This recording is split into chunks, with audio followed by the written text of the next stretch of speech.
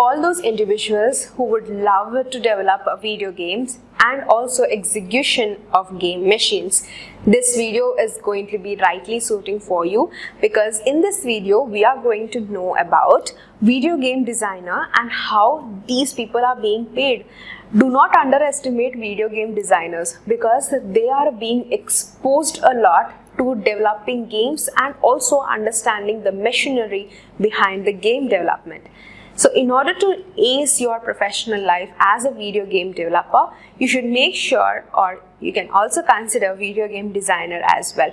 So in order to ace your career as a video game designer, you should make sure that you are having the right set of skills as well as pursue the right certifications in order to step into this career. If you are an individual who is thinking as to how you can become one, what are the skills that are required and what do these people actually do, if you are considering all of this, stick on to this video till the end, because towards the end of the video we are also going to answer your question, which is, how will I be paid as a video game designer? Is this role worth enough to step into? All of these would be cleared out with a cutting edge kind of answers which we are going to deliver to you. So do not forget to stick on to the video till the end. Do not skip any of the parts from the video.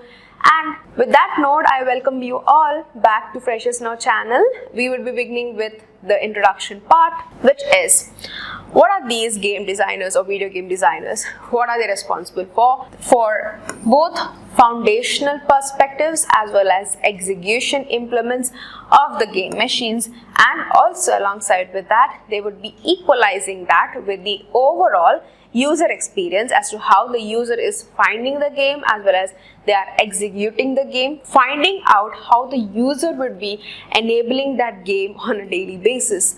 Depending on the studio or the production company, the video game designer's role can be encompasses of different capabilities or roles, or it can be suggested into various other kinds of parameters as well. They can be interlinked with other works or other job roles whilst being a video game designer.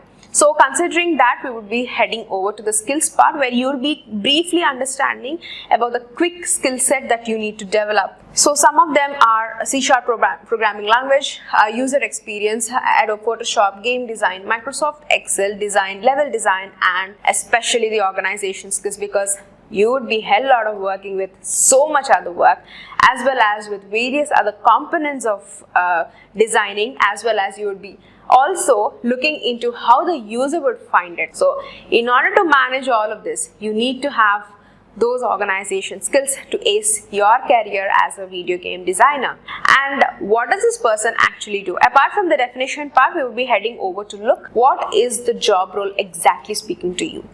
So consider this.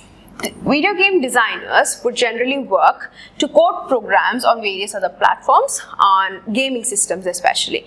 They would be further creating playable games. Creating a game involves creating a concept, how you want to deliver it, how you want to machinize it, how you want to produce it, how you want to execute it.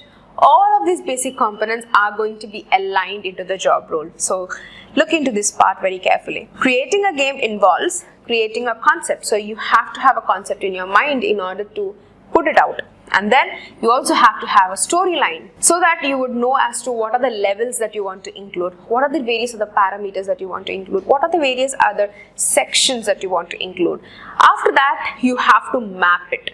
So mapping it will give you a clear structure of the game, so that you can always have to be well clear enough as to what you want to deliver it to the user.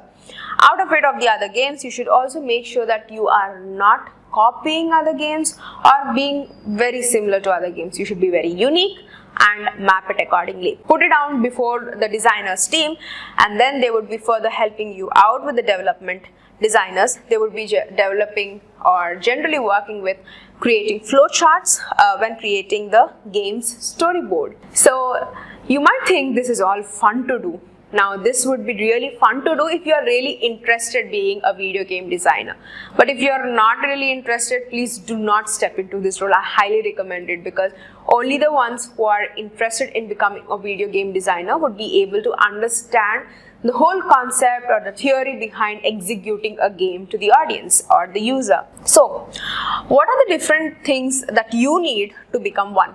You should be creative in designing, you should have a very good concepts in your mind, and then you should be able to manage your time. You should be also able to communicate effectively, because you have everything in your head, but if you are unable to put it out there, you would not be able to know as to how the other person is understanding your concept or your game design or how you are trying to map it. So you should be very good at communication and delivering your content or the theory of the game. You should also have the ability to collaborate with others. You would not be just working on yourself and then bringing out a game by yourself. You should be working with a designer's team and how to develop it, the developers team, and you should be working with various other individuals in order to bring the concept out. Then knowledge of multimedia development software and also programming are going to be the key essentials which you need to be eventually developing on daily basis. So now that you have understood how you can become one, you should also understand what are the various other job roles which are interlinked with this. So considering the fact some of them are creating innovative games, so that is going to be obviously the ultimate prioritized task that you would be doing, and conceptualizing and developing characters, rules, regulations, storylines, instructions, cautions.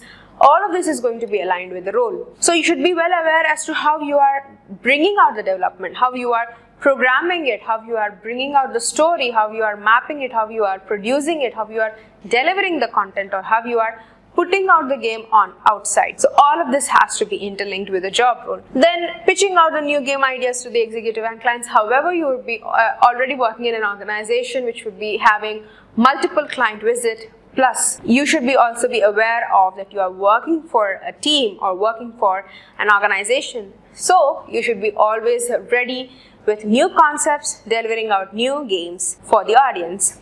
And now that you have understood, I hope majority of you out there are very interested in becoming video game designers, because if you are interested, you will not be skipping this video, as well as you would not be known about what are the things that are involved in this. Now, this is just a basic overview as to how you can become one, or just to give you an overview so that all the fear which is in you can be eliminated by watching this video, and you can have a good perspective of how to become a video game designer. Now, stepping into the next section of the video, as I've mentioned earlier, it is going to be about the pay, how you are being paid, or how majority of individuals in India are being paid.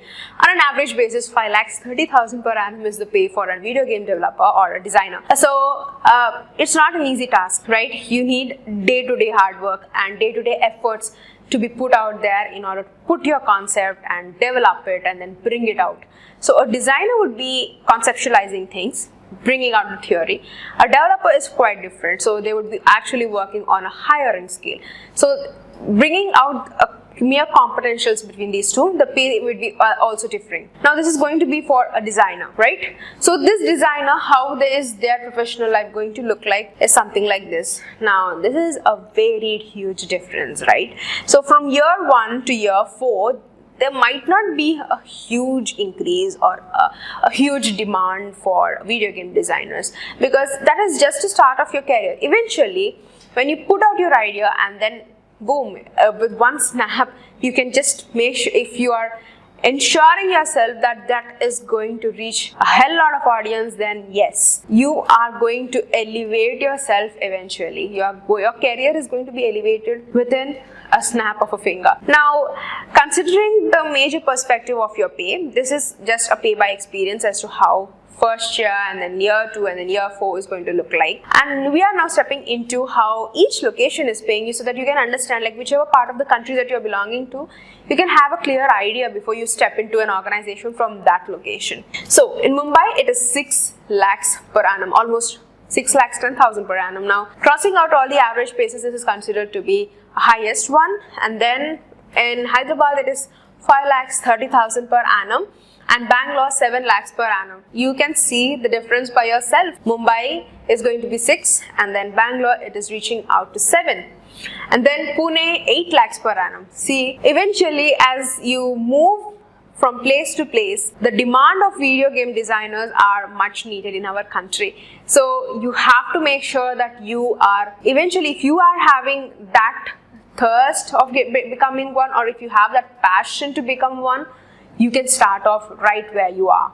And in Chennai, 3,50,000 per annum. Now this can be a good start off, and we have come to the end of the video. Now, if you are having any sort of questions or suggestions, please place them in the comment section. Of if you are already a video game designer, let us know what are the different other facts or various other things that you are undergoing in the comment section, so that even others would know. And if you are a beginner, please tell us how you are feeling about knowing about all of these facts or all of these criteria regarding becoming a video game designer. So I hope this has boosted up your confidence. If so, place them in the comments. And thank you so much for sticking on till the end. For more informative videos, do not forget to like, share and subscribe.